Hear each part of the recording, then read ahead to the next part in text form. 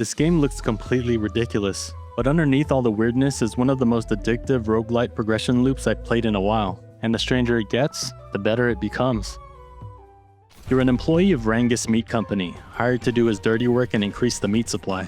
You deploy onto a planet with just a pistol and spatula. You can slide, throw your head like a grenade, and cause a blast with your body. Enemies come at you from ground, sea, and air.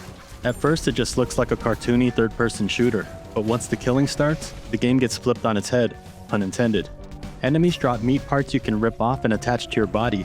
Each piece inherits abilities from the enemy you stole it from. That's where the game really opens up. Some heads spawn minions or launch explosives. Torsos unleash powerful attacks or boost your stats. Legs let you airwalk, dash across huge gaps, or even deal damage. There's a variety of parts for every playstyle, and you're only limited by your meat's durability. Even the gunplay has its own twists. A reload minigame that gives bonuses for perfect timing. But that's not where it stops. Most of your time is spent killing, but each run has 2 open world planets before a boss stage.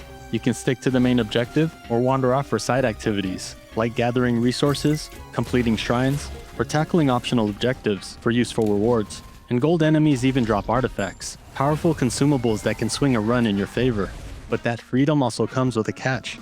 Just like Risk of Rain or Megabonk, you're always racing the clock. If you don't finish objectives fast enough, everything ramps up.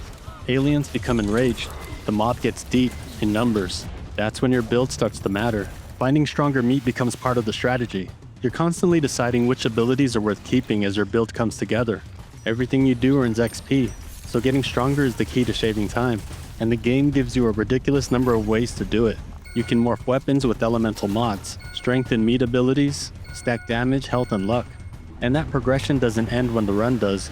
Back at headquarters, every run keeps paying off. You unlock permanent perks, expand and upgrade your weapon selection, customize future runs with flares, and use Trader Mike to convert your resources into everything you need.